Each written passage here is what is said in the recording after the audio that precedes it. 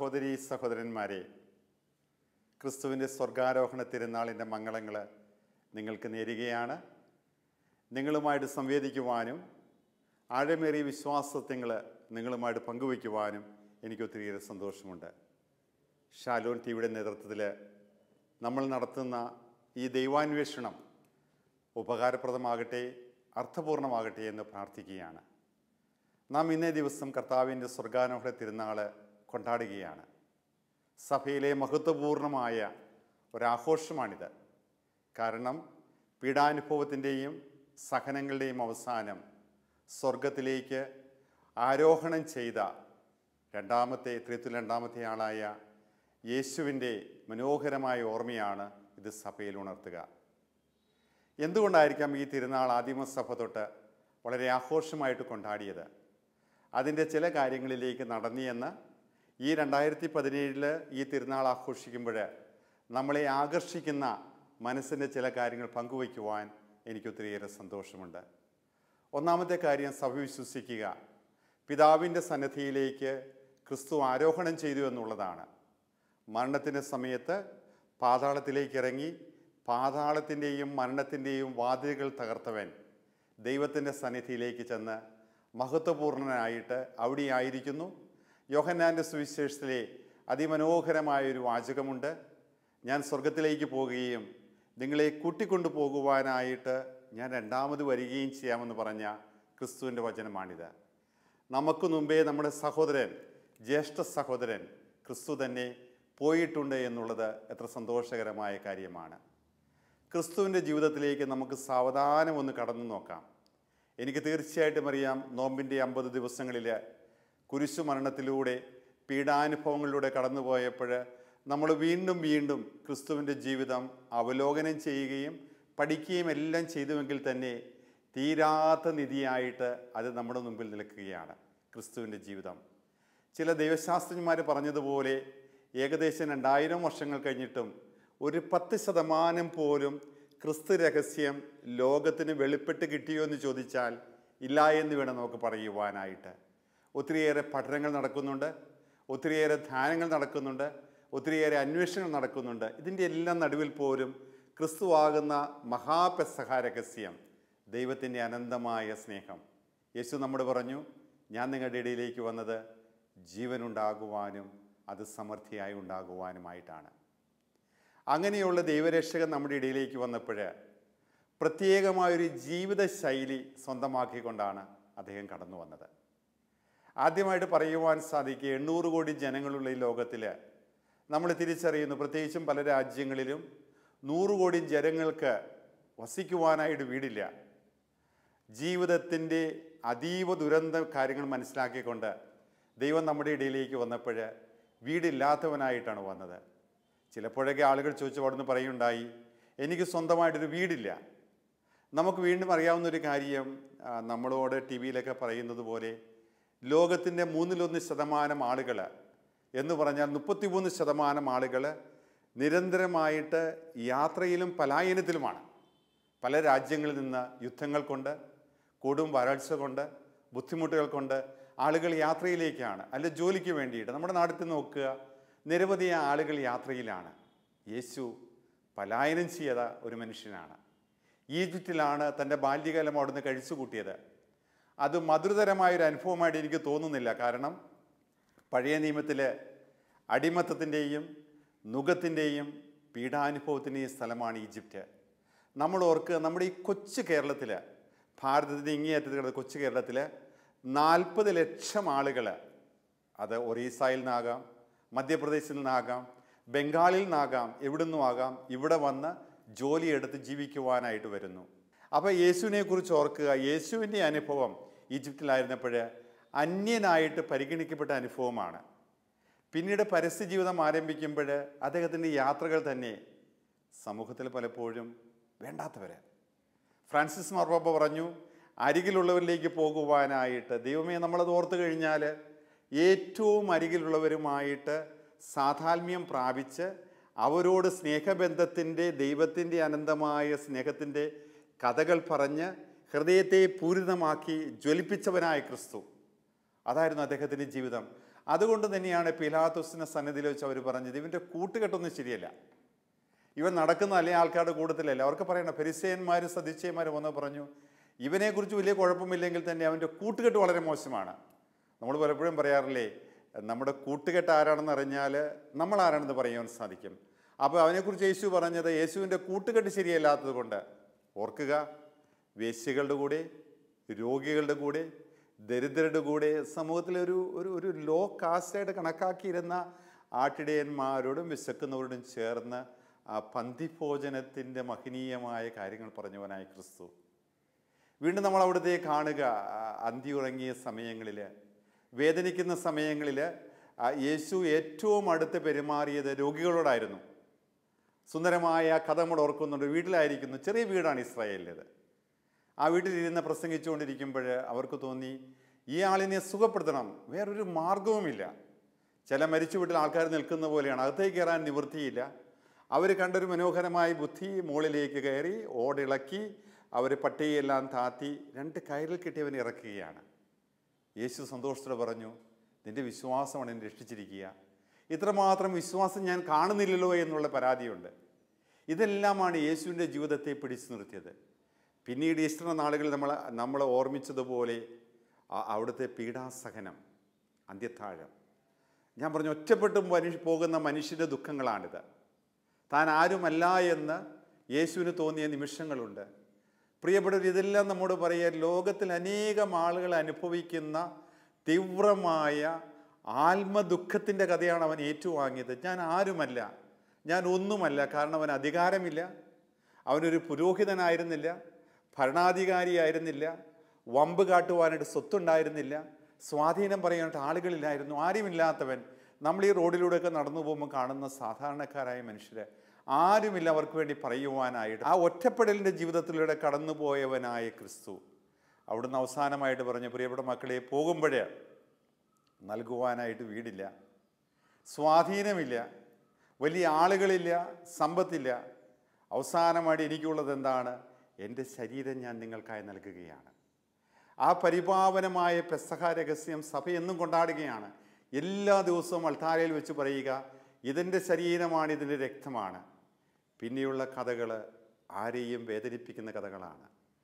യൂദാസിൻ്റെ ചുംബനമെല്ലാം നമ്മോട് പറയുക, നഷ്ടപ്പെട്ടു പോകുന്ന മനുഷ്യത്വത്തിൻ്റെ തീരാത്ത നിലവിളിയാണ് നമ്മളവിടെ കേൾക്കുക. പത്രോസ് പല പ്രാവശ്യം പറഞ്ഞു, കർത്താവ് ഞാൻ നിൻ്റെ കൂടെ നിൽക്കാമെന്നുള്ള പത്രോസിൻ്റെ വാക്കുകളൊക്കെ തന്നെ. പക്ഷേ സമയത്തൊരാവശ്യം വന്നപ്പോൾ നമ്മുടെ ഈ പത്രോസ് മുങ്ങിക്കളഞ്ഞു. കാരണം പത്രോസിനുള്ള ആത്മബലമുണ്ടായിരുന്നില്ല. നമ്മളെപ്പോലെ തന്നെ ഇങ്ങനെ മരണം അടുത്തു വരുമ്പോൾ, അതിൻ്റെ ഭീകരമുഖം പ്രത്യക്ഷപ്പെടുമ്പോൾ പത്രോസ് സാവധാനം അങ്ങ് വകഞ്ഞു മാറുകയാണ്, ഏകനായി മാറുന്ന ക്രിസ്തു. പക്ഷേ ക്രിസ്തുവിനൊരു കാര്യമുണ്ടായിരുന്നു, അതാണ് നമ്മൾ ഇന്ന് പരാമർശ വിഷയമാക്കുക. ഇന്നത്തെ മനഃശാസ്ത്ര വിഭാഗത്തിൽ 2 വാക്കുകൾ അവർ കൃത്യമായിട്ട് ഉപയോഗിക്കുന്നുണ്ട്. ആ വാക്കുകൾ ഇതാണ്: immediate gratification or delayed gratification. നമ്മളിന്ന് ചിന്തിക്കുക എന്നുള്ള കാര്യം ഇതാണ് പ്രധാനപ്പെട്ട ഒരു കാര്യം. കാരണം ഇത് കണ്ടു കഴിഞ്ഞാൽ കർത്താവിൻ്റെ സ്വർഗാരോഹണ രഹസ്യത്തിൻ്റെ, പെസഹ രഹസ്യത്തിൻ്റെ മനോഹരമായ ചില ഇതളുകൾ നമുക്ക് അടർത്തിയെടുക്കുവാൻ സാധിക്കും. എന്നാണ് ഇമ്മീഡിയറ്റ് ഗ്രാറ്റിഫിക്കേഷൻ എന്ന് പറയുക? എനിക്ക് ആവശ്യമായി തോന്നുന്നൊരു കാര്യം എനിക്കപ്പോൾ തന്നെ കിട്ടണമെന്നുള്ളൊരു വാശിയാണ്. എന്ന് പറഞ്ഞ് ഞാനൊരു ചെടി നട്ടാൽ നാളെ അത് പൂക്കണം, അത് കായ്ക്കണം, അതെനിക്ക് കൊയ്യണം എന്നുള്ളൊരാശയാണിത്. എന്താണ് ഡിലേഡ് ഗ്രാറ്റിഫിക്കേഷൻ? ഞാൻ ശാന്തനായി നിൽക്കുകയാണ്. എൻ്റെ ആഴമായ വിശ്വാസം എന്നോട് പറയുക, ഏതെങ്കിലും സമയത്ത് എന്നെ സൃഷ്ടിച്ച് പരിപാലിക്കുന്ന നല്ലവനായ ദൈവം ഞാൻ ഏറ്റെടുക്കുന്ന എല്ലാ കാര്യങ്ങൾക്കും അവിടുന്ന് പ്രതിഫലം നൽകുമെന്നുള്ള എൻ്റെ തീവ്രമായ വിശ്വാസവും തീരാത്ത ആഗ്രഹവുമാണ്. ഉദാഹരണം പറഞ്ഞാൽ, ഞാൻ വരുന്നത് വൈക്കത്തിടവകയിൽ നിന്നാണ്. 1957 ഞങ്ങൾ ഓർക്കുന്നു, സെമിനാരിൽ ചേരുമ്പോൾ ഞങ്ങൾക്കെല്ലാവർക്കും മൈനസ് സെമിനാരിൽ വാച്ച് കെട്ടാൻ അനുവാദമുണ്ടായിരുന്നില്ല. പക്ഷേ മേജർ സെമിനാരിലേക്ക് പോകുന്ന സമയത്ത് വാച്ചുകൾ കെട്ടാം. ഞാൻ അപ്പനോട് എന്ന് പറഞ്ഞപ്പോൾ എനിക്കൊരു വാച്ച് വാങ്ങിച്ചു തരണം. അപ്പൻ പറഞ്ഞു, മകനെ, എടാ, ഇത് 2ാമത്തെ പെങ്ങളുടെ കല്യാണമാണ്, എൻ്റെ കയ്യിൽ തന്നെ കാശില്ല, കാരണം മകർ കൊയ്ത്ത് പൊളിഞ്ഞുപോയി. ഞാനതോടൊരു 3 പറ കണ്ടം പണയം വയ്ക്കാൻ പോവുകയാണ്. പിന്നെ അപ്പൻ പറഞ്ഞൊരു വാക്കുകൊണ്ട്, സെമിനാരിൽ ചെന്നാൽ അവിടെ ക്ലോക്കൊക്കെ കാണുമല്ലോ, അതെല്ലാം കണ്ട് സമയം അറിഞ്ഞാൽ പോരെ എന്നുള്ള കാര്യം. വീണ്ടും ദൈവശാസ്ത്രമായി ഞാൻ അപ്പോഴും അപ്പം എനിക്കൊരു വാച്ച് മേടിച്ചു തരണം. അപ്പം അപ്പൻ പറഞ്ഞു, എടാ കെട്ടിച്ചിട്ട പെങ്ങള് പ്രസവത്തിനായിട്ട് വന്നിരിക്കുന്നു, കൊച്ചിന് മാല കൊടുക്കണം, മോതിരം കൊടുക്കണം, ആഘോഷം വേണം. അതെല്ലാം കഴിഞ്ഞ് സെക്കൻഡ് ഇയർ തിയോളജി ആയപ്പോൾ അപ്പന് എനിക്കൊരു സെക്കൻഡ് ഹാൻഡ് വാച്ച് വാങ്ങിച്ചു തന്നു. അതൊരു ഡിലേഡ് ഗ്രാറ്റിഫിക്കേഷനാണ്. അതുകൊണ്ട് വർഷങ്ങളോളം എന്തോ അമൂല്യമായ നിധി കിട്ടിയതുപോലെ ആ വാച്ച് ഞാൻ കയ്യിൽ കെട്ടുമായിരുന്നു. അത് കെട്ടുന്ന എല്ലാ സമയത്തും അപ്പനെ ഓർക്കുമായിരുന്നു. ഡിലേഡ് ഗ്രാറ്റിഫിക്കേഷനാണിത്. ഇന്ന് അതേ അവസ്ഥയിൽ എൻ്റെ നാട്ടിലൊരു കത്തോലിക്ക ഭവനത്തിൽ ആരെങ്കിലും എന്ന് പറയുകയാണ്, ജപ്പാനിൽ നിന്ന് 40-45 ടി വി ഇന്ന് ഇറങ്ങിയിട്ടുണ്ട്. മക്കൾ പറയപ്പാ നമുക്കത് വാങ്ങിക്കണം. സാധാരണ കാരണവന്മാർ പറയും എൻ്റെ കയ്യിൽ കാശില്ല എന്നുള്ളതാണ്. മക്കളുടെ ഉടനെ പറയും, അപ്പാ കാശ് വേണ്ട, എനിക്ക് കാർഡ് തന്നാൽ മതി. ആ കാർഡ് ഒരു വാങ്ങിക്കുക മാത്രമല്ല, എറണാകുളത്ത് വരും, ആ ഓഫീസിൽ വന്ന് അതിൻ്റെ പലതിൻ്റെയും ഗോഡൗൺ ഇരിക്കുന്ന തൃക്കാക്കരയാണ്.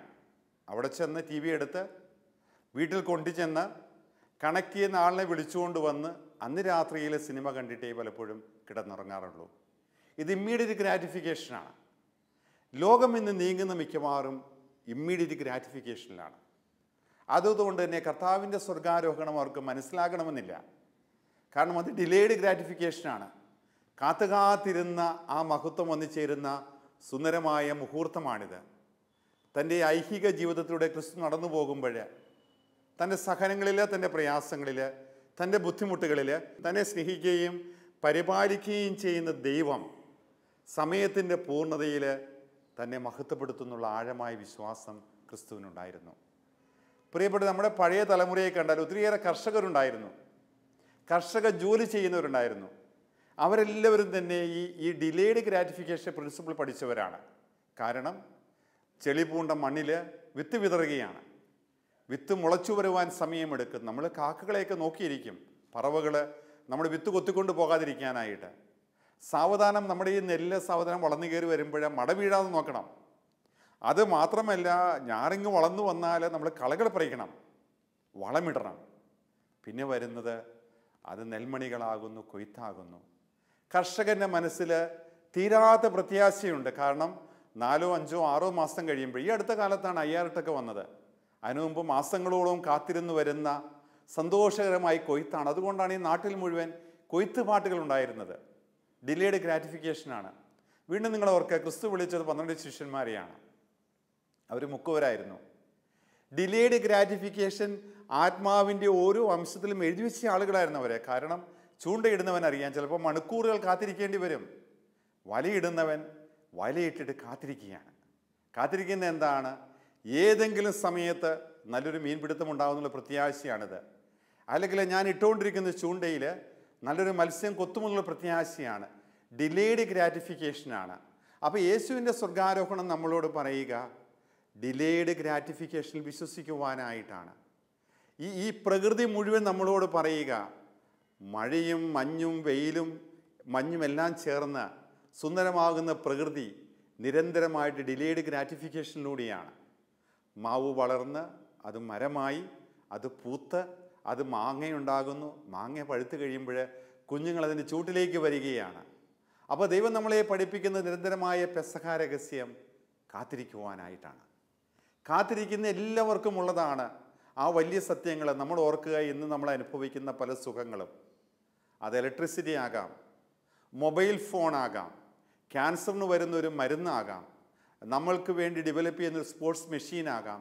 ഇതെല്ലാം നിരന്തരമായ വർഷങ്ങളിലൂടെ രാവും പകലും അധ്വാനിച്ച പ്രത്യാശയുടെ ഫലമാണിത്. അവർക്കറിയാമായിരുന്നു അവരില്ലെങ്കിലും അതുണ്ടാകും. അതുണ്ടാകുമ്പോൾ എനിക്ക് മഹത്വം ലഭിച്ചാലും ഇല്ലെങ്കിലും എൻ്റെ പ്രയത്നം അത് വിജയിക്കുന്നുള്ള പ്രതീക്ഷയുണ്ടായിരുന്നു. ഞാൻ ഓർക്കുന്ന മനോഹരമായൊരു കഥ നമ്മുടെ ഓസ്കാർ റൊമേരിയുടേതാണ്. ഈ അടുത്ത കാലത്ത് മാർപ്പാപ്പ ഓസ്കാർ റൊമേരിയെക്കുറിച്ച് പറയുകയും പറഞ്ഞു, അദ്ദേഹം പറഞ്ഞു, ഞാൻ മരിച്ചു പോയാലും എന്താണ് എൻ്റെ രക്തം പുഷ്പങ്ങളായി വിടർന്നു വന്ന് സാൽവദോറിനെ മോചിപ്പിക്കുമെന്ന് അറിയാമായിരുന്നു. ഇതാണ് സുന്ദരമായ രഹസ്യം നമ്മളോട് പറയുക. എന്തൊരു പ്രതീക്ഷയാണിത്! ആ പ്രതീക്ഷ നമ്മളോട് പറയുക കാത്തിരിക്കുവാനുള്ള പരമമായ രഹസ്യമാണിത്. ക്രിസ്തു നമ്മോട് പറഞ്ഞൊരു രഹസ്യം അതാണ്, കാത്തിരിക്കുക. പ്രത്യാശയോടുകൂടി തന്നെ ഈ 4 സുവിശേഷങ്ങളും നമ്മൾക്ക് വേണ്ടി എഴുതുന്ന സുന്ദരമായ ലേഖനങ്ങൾ എന്ന് പറയുക കാത്തിരിപ്പിൻ്റെ സുവിശേഷമാണിത്. ഈ കാത്തിരിപ്പിലാണ് മഹത്വം. അത് ഒളിമങ്ങാതെ കാത്തിരിക്കുക. ഒളിമങ്ങാത്ത കിരീടം ലഭിക്കുവാനായിട്ട് നീ കാത്തിരിക്കുന്നു ഞാൻ പൗലോസ്ലീഹ ലേഖനങ്ങൾ അവസാനിപ്പിക്കുക. പ്രിയപ്പെട്ടവരെ, നമ്മുടെ വലിയൊരു ബുദ്ധിമുട്ടും നമ്മുടെ ഒരു സാഹസവും പറയുക, ഇമ്മീഡിയറ്റ് ഗ്രാറ്റിഫിക്കേഷനിൽ വിശ്വസിക്കുന്ന ഒരു ലോകത്തിലാണ് നമ്മൾ ജീവിക്കുക. ഞാൻ കാണുന്നു, ഞാൻ കേൾക്കുന്നു, അതുമാത്രമല്ല ഞാൻ കണ്ടതും കേട്ടതും അനുഭവിക്കണമെന്നുള്ള, ഇപ്പോൾ തന്നെ അനുഭവിക്കണമെന്നുള്ള നിരന്തരമായ സാക്ഷ്യങ്ങൾ നമ്മുടെ ജീവിതത്തെ നരകതുല്യമാക്കുകയാണ്. ചിലപ്പോഴൊക്കെ ചെറുപ്പക്കാരെ കാണുമ്പോൾ അവർ പറയും, ജീവിതത്തിൻ്റെ ബന്ധങ്ങൾ വൈവാഹിക ജീവിതത്തിന് വേണ്ടി മാത്രം മാറ്റിവെച്ചിട്ടുള്ളത് ഇന്ന് അനുഭവിക്കുവാനായിട്ടുള്ള നിരന്തരമായ ദാഹം ശരീരത്തിലുണ്ടാകുമ്പോൾ ആ ദാഹത്തെ ശമിപ്പിക്കുവാനായിട്ട് എന്നെ തന്നെ പാപവഴികളിലേക്ക് നയിക്കുവാനായിട്ട് മടിയില്ലാത്ത ഒരു പുതിയ സംസ്കാരം വരികയാണ്. അത് മദ്യത്തിൻ്റെ കാര്യത്തിലാകാം, മയക്കുമരുന്നിൻ്റെ കാര്യത്തിലാകാം, പണമുണ്ടാക്കുന്ന വിധത്തിലാകാം. നമ്മുടെ പലപ്പോഴും പല കൊലപാതകങ്ങളും പല മോഷണങ്ങളും പല പിടിച്ചുപറികളും സംഭവിക്കുക മനുഷ്യൻ്റെ ആർത്തിയുടെ, നമുക്ക് പറയുവാൻ സാധിക്കും, ഇന്ന് എനിക്ക് ലഭിക്കണമെന്നുള്ള നമ്മുടെ ശാഠ്യത്തിൻ്റെ ഭാഗമായിട്ടാണ്. അതിന് ബദലായിട്ട് ക്രിസ്തു വരികയാണ്. പ്രിയപ്പെട്ടവർ, ഈ ബദല് ക്രൈസ്തവർക്ക് മാത്രമല്ല, ലോകത്തിന് മുഴുവൻ ക്രിസ്തു നൽകുന്നൊരു ബദലാണിത്. ഗാന്ധിജി പറഞ്ഞു, നിരന്തരമായിട്ടുള്ള സമരത്തിലൂടെ, അത് നിരാഹാര സമരമാകാം, സത്യാഗ്രഹമാകാം, എല്ലാം തന്നെ സത്യത്തിലേക്കുള്ള ആ നിരന്തരമായിട്ടുള്ള അന്വേഷണത്തിൽ ദൈവം നമ്മോടുകൂടി ഉണ്ടെന്നുള്ള ഗാന്ധിയുടെ വിശ്വാസമാണിത്. പ്രിയപ്പെട്ടവരെ, പിന്നീട് 28 വർഷക്കാലം ജയിലിൽ കഴിഞ്ഞ നെൽസൺ മണ്ടേലയും സൗത്ത് ആഫ്രിക്കക്കാരോട് പറഞ്ഞത് തന്നെയാണ്, നിങ്ങൾ കാത്തിരിക്കുക. അദ്ദേഹം പുറത്തു വന്നപ്പോൾ നിരന്തരമായ സഹനങ്ങളിലൂടെ നുകത്തിൻ്റെ അടിയിലൂടെ നടന്നിരുന്നതായ മനുഷ്യർ പറഞ്ഞു, നമുക്ക് പ്രതികാരം ചെയ്യണം. ഡെസ്മണ്ട് ടൂട്ടുവിനെ പോലുള്ള ആൾക്കാർ പറഞ്ഞു, നമ്മൾ ചെയ്യേണ്ട പ്രതികാരമല്ല, നമ്മൾ ആ കണ്ടെത്തിയതായിട്ടുള്ള മഹത്വത്തെ നമ്മുടെ പീഡകരുമായിട്ട് പങ്കുവയ്ക്കുവാനായിട്ട് എന്തു സുന്ദരമായ ക്രിസ്തുവിൻ്റെ ആശയങ്ങളാണ് കടന്നു വരിക. അദ്ദേഹം സ്വർഗാരോഹിതനായി എന്ന് പറയുമ്പോൾ സ്വർഗത്തിൽ നിന്നുകൊണ്ട് ഭൂമിയെ കടാക്ഷിച്ചിട്ട് ഈ മനോഹരമായ ദൈവത്തിൻ്റെ സത്യങ്ങൾ മണ്ണിൽ ആവിഷ്കരിക്കുവാനായിട്ട് എന്നോടും നിങ്ങളോടുമൊക്കെ ആവശ്യപ്പെടുന്ന പ്രതിജ്ഞാബദ്ധമായ ജീവിതമാണിത്. പലപ്പോഴും മണ്ടന്മാരായിട്ട് നമ്മൾ കണക്കാക്കുന്ന പലരും പ്രിയപ്പെട്ടവരെ ദൈവത്തിന് പ്രിയപ്പെട്ടവരായിട്ട് മാറുന്നവരങ്ങനെയാണ്. ചിലപ്പോഴൊക്കെ നമ്മൾ കണ്ടില്ലേ, അമ്മച്ചി 14 വർഷമായിട്ട് കിടക്കയിലാണ്, എഴുന്നേൽക്കുവാൻ നിവൃത്തിയില്ല. നേഴ്സിങ്ങിന് ഫസ്റ്റ് റാങ്ക് മേടിച്ച കൊച്ച് കല്യാണം പോലും വേണ്ടെന്ന് വെച്ച് വീട്ടിൽ നിൽക്കുകയാണ്. ചോദിച്ചപ്പോൾ അവൾ പറഞ്ഞു, പിതാവേ, ഞാൻ ഒരു 6 വയസ്സാകുന്നവരെ എൻ്റെ മൂത്രമെല്ലാം തുടച്ച് കളഞ്ഞ് എന്നെ ടോയ്ലറ്റിൽ കൊണ്ടുപോയി, ഞാൻ ശാഠ്യം പിടിച്ചപ്പോൾ എനിക്ക് ആഹാരം തന്ന് എൻ്റെ വളർത്തിയ അമ്മച്ചിയാണ് ഇവിടെ കിടക്കുക. ആ അമ്മച്ചിക്ക് വേണ്ടി ഞാൻ കാത്തിരിക്കുകയാണ്. എന്തിനു വേണ്ടിയിട്ടാണ്? അവരെ മരിപ്പിക്കുവാനായിട്ടില്ല. ദൈവം നൽകിയിരിക്കുന്ന ജീവിതത്തിൻ്റെ അവസാന ശ്വാസം വരെ അമ്മച്ചി എനിക്ക് നൽകിയതുപോലെ തന്നെ ആ സ്നേഹം നൽകുവാനായിട്ടാണ്. അപ്പോൾ യേശുവിൻ്റെ സ്വർഗാരോഹണം നമ്മുടെ എന്താ പറയുക? യേശുവിൻ്റെ സ്വർഗാരോഹണം പറയുകയാണ്, ആ സ്വർഗാരോഹണത്തിൽ വിശ്വസിക്കുകയാണെങ്കിൽ നന്മയുള്ള, സ്നേഹമുള്ള, കരുതലുള്ള ഒരു ലോകത്തെ പടുത്തുയർത്തുവാൻ നമുക്ക് സാധിക്കുമെന്നുള്ളതാണ്. അതുകൊണ്ട് തന്നെയാണ് സഭ ഈ ആഘോഷത്തെ മനോഹരമായൊരു പെസഹ രഹസ്യമായി നമ്മുടെ മുമ്പിലേക്ക് കൊണ്ടുവരിക. എന്ന് പറഞ്ഞാൽ, ഇന്ന് സാധ്യമല്ല എന്ന് കാണുകയാണെങ്കിൽ ശത്രുക്കൾക്ക് വേണ്ടി പ്രാർത്ഥിക്കുന്ന ആൾക്കാരുണ്ട്. ഈ അടുത്ത കാലത്ത് ഞങ്ങളുടെ തന്നെ അതിരൂപതയിലെ റാണി മരിയ നമുക്ക് വാഴ്ത്തപ്പെട്ടവരുടെ ഗണത്തിലേക്ക് ഉയർത്തപ്പെടുകയാണ്. കൊന്നവളായ ആ ചെറുപ്പക്കാരൻ ഈ നാട്ടിൽ വന്നു, ആലഞ്ചേരി പിതാവിനെ കണ്ട് സംസാരിച്ചു, വീട്ടിൽ ചെന്നു, അമ്മയെ കണ്ടു. അമ്മ മരിക്കുന്ന സമയത്ത് ആ വരണ്ട ചുണ്ടുകളിലേക്ക് വെള്ളം കോരി കൊടുക്കുവാനുള്ള അവകാശം ചോദിച്ചു. പ്രിയപ്പെട്ടവർ, ഇതാണ് സ്വർഗാരോഹണം. സ്വർഗാരോഹണം എന്ന് പറഞ്ഞ മഹാപെസഹ രഹസ്യം പഴയ കാലത്ത് നടന്നൊരു സംഭവമായിട്ട് സഭ മാറ്റി നിർത്തുകയല്ല, ഇന്ന് എന്നിലൂടെ സംഭവിക്കേണ്ടതായിട്ടുള്ള മനോഹരമായ സുവിശേഷത്തിൻ്റെ ആവിഷ്കാരമാണ്. എന്നെ പഠിപ്പിക്കുകയും എനിക്ക് വേണ്ടി ജീവിക്കുകയും എനിക്ക് വേണ്ടി മരിക്കുകയും സ്വർഗാരോഹണം ചെയ്യുകയും ചെയ്ത ക്രിസ്തു എന്നോട് ആവശ്യപ്പെടുന്ന വലിയൊരു പെസഹ രഹസ്യം എന്ന് പറയുക, നിരന്തരമായിട്ട് കാത്തിരിക്കുവാനായിട്ടാണ്. എന്തിനു വേണ്ടിയാണ് കാത്തിരിക്കുക? എൻ്റെ രക്ഷകനായ മിശിഹ പീഡകൾ സഹിച്ച് മരിച്ച് സ്വർഗാരോഹണം ചെയ്തെങ്കിൽ എൻ്റെ സഹനങ്ങളിൽ, എൻ്റെ ബുദ്ധിമുട്ടുകളിൽ, ഞാൻ ഏറ്റെടുക്കേണ്ടതല്ലാത്തതായിട്ടുള്ള ഭാരങ്ങളിൽ, അവഗണനകളിൽ, ചിലപ്പോഴും നമ്മൾ പറയില്ലേ, ആളുകൾ എന്നെ ചവിട്ടി തേച്ച് കളയുകയാണ്, ഇതിൻ്റെ എല്ലാം നടുവിൽ തീരാത്ത സ്നേഹം പോലെ ജീവിതമാകുന്ന നിലവിളക്കിൽ സ്നേഹത്തിൻ്റെ എണ്ണ ഒഴിച്ചുകൊണ്ടിരിക്കുകയും അത് ജീവിതം കരിന്തിരി കത്താതെ കാത്തു സൂക്ഷിക്കുകയും ചെയ്യുക എന്നുള്ളതാണ് സ്വർഗാരോഹണം എന്നോട് പറയുക. അതുകൊണ്ട് തന്നെ പ്രിയപ്പെട്ടവർ, ഇതിനെക്കുറിച്ച് സംസാരിക്കുമ്പോൾ എൻ്റെ മനസ്സ് പ്രകാശിതമാകുകയാണ്. ദൈവമേ, പ്രത്യാശിക്കുവാനായിട്ട്, പ്രതീക്ഷിക്കുവാനായിട്ട്, കാത്തിരിക്കുവാനായിട്ട് നല്ലൊരു നാളെയുണ്ട്. ആ നാളെ ക്രിസ്തു പറഞ്ഞു, ഇന്ന് നിത്യജീവൻ്റെ അരുവികൾ നിന്നിലൂടെ ഒഴുകുകയാണ്. അതാണ് ഞാൻ അവസാനിപ്പിക്കുവാൻ ആഗ്രഹിക്കുന്ന എൻ്റെ ഒരു ആശയവും. ഞാൻ നിങ്ങളോട് പറയുന്നൊരു കാര്യം, നമ്മൾ നിത്യജീവനിലേക്ക് എടുക്കപ്പെടുക മാത്രമല്ല സംഭവിക്കുക. നമ്മളങ്ങനെ ജീവിക്കുകയും പ്രവർത്തിക്കുകയും ചെയ്യുമ്പോൾ എൻ്റെ ചുറ്റുമുള്ള ആളുകൾ, അന്ധകാരത്തിന് മറവിലായിരിക്കുന്ന ആളുകൾ പോലും പലപ്പോഴും എന്നിൽ പ്രകാശധാര കാണുകയാണ്. നിങ്ങൾ ഓർത്തിരിക്കുക, യേശു നമ്മോട് പറഞ്ഞു, എൻ്റെയും നിങ്ങളുടെയും ജീവിതമെല്ലാം തന്നെ മലമുകളിൽ ഉയർത്തപ്പെട്ട ദീപഗോപുരം പോലെ ആയിരിക്കണം. മലമുകളിൽ ഉയർത്തപ്പെട്ട ദീപഗോപുരം പോലെ. അതെന്താണ് സംഭവിക്കുക? താഴ്വരയിലുള്ള എല്ലാവർക്കും പ്രകാശം നൽകുകയാണ്. അപ്പോൾ ഞാൻ അറിയാതെ തന്നെ ഞാൻ മറ്റുള്ളവർക്ക് പ്രകാശമായിട്ട് മാറുകയാണ്. ഞങ്ങളുടെ അതിരൂപതാംഗമായ പെരേപ്പാടനച്ചൻ ഒരിക്കലും എന്നോട് പറയുകയുണ്ട്. അദ്ദേഹം ഒരു വീട്ടിൽ ചെന്നപ്പോഴത്തേക്കും, നമുക്കറിയാം ഇപ്പോൾ സ്കിൻ ഡിസീസ് വളരെ കോമൺ ആയിട്ട് വരുന്നൊരു സമയമാണ്. അപ്പോൾ അമ്മച്ചിയുടെ ശരീരം മുഴുവൻ വെളുത്തും കറുത്തും ഇരിക്കുകയാണ്. അച്ഛൻ ആ സ്നേഹത്തിൽ അമ്മച്ചിയെ പിടിച്ചു. അമ്മച്ചി കരഞ്ഞ കരച്ചിലിന് വലിയ ഏങ്ങലടി ഉണ്ടായിരുന്നു എന്ന് അച്ഛൻ പറയുക. അമ്മച്ചി പറഞ്ഞു, ആരും എന്നെ സ്നേഹിച്ചിട്ടില്ല. എൻ്റെ മുഖം കാണുമ്പോൾ, എൻ്റെ ശരീരം കാണുമ്പോൾ ആളുകൾ പുറകോട്ട് മാറുകയാണ്. അച്ഛനിത് കാണിക്കുവാനായിട്ട് ധൈര്യമുണ്ടായിരുന്നു. കാര്യം, അമ്മച്ചി മരിച്ചപ്പോൾ മുഖത്ത് മനോഹരമായൊരു മന്ദസ്മിതമുണ്ടായിരുന്നു. അതാരെന്നെ സ്നേഹിച്ചില്ല എങ്കിലും, ലോകം എന്നെ സൗന്ദര്യമില്ലാത്തവളായിട്ട് കണക്കാക്കിയെങ്കിലും, ആളുകൾ കുഷ്ഠരോഗം പോലെ മാറി നിന്നെങ്കിലും, ക്രിസ്തുവിൻ്റെ ഒരു പുരോഹിതൻ വന്നിട്ട് എനിക്കൊരു ആലിംഗനം തന്നല്ലോ എന്നുള്ളതാണ്. പ്രിയപ്പെട്ടവർ, ഇതാണ് നമുക്ക് അനന്തര ജീവിതത്തിൽ ചെയ്യുവാൻ പറ്റിയ ഏറ്റവും വലിയൊരു കാര്യം. പ്രത്യാശയോടെ ജീവിക്കുന്ന എല്ലാവരും മറ്റുള്ളവർക്ക് പ്രകാശം നൽകുകയാണ്. അത് ചിലപ്പോൾ വൈദികരെ കാണുമ്പോൾ, സിസ്റ്റേഴ്സിനെ കാണുമ്പോൾ, അൽമായരെ കാണുമ്പോൾ, ഹൈന്ദവരെ കാണുമ്പോൾ നമുക്കറിയാം ഇദ്ദേഹത്തിൽ എന്തോ ഉണ്ട്, ഈ സ്ത്രീയിൽ എന്തോ ഉണ്ട്. അതുകൊണ്ടാണ് യേശു പറഞ്ഞത്, ഒരു ഗ്ലാസ് വെള്ളം എടുക്കുന്നതിൽ പോലും ആ പ്രത്യാശ നിറയ്ക്കുവാൻ എനിക്ക് സാധിക്കും. എൻ്റെ മുമ്പിൽ വന്ന് കരയുന്ന ഒരാളിന് 100 രൂപ എടുത്തു കൊടുക്കുമ്പോൾ അത് 100 രൂപ മാത്രമല്ല, നാളെയുള്ള പ്രത്യാശയുടെ തിരുനാളം നമ്മൾ ചെയ്യുകയാണ്. നമ്മൾ പലപ്പോഴും കാണാറുണ്ട് ആളുകൾ ആത്മഹത്യയിൽ നിന്നൊക്കെ പിന്തിരിയുന്നൊരു കാര്യം.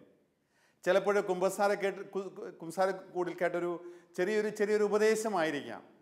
അല്ലെ പോകുന്ന വഴിക്ക്, ജോണി എടാ എന്തുകൊണ്ട് വിശേഷം എന്ന് ചോദിച്ചാൽ ചായക്കിടയിലെ ചേട്ടനായിരിക്കാം.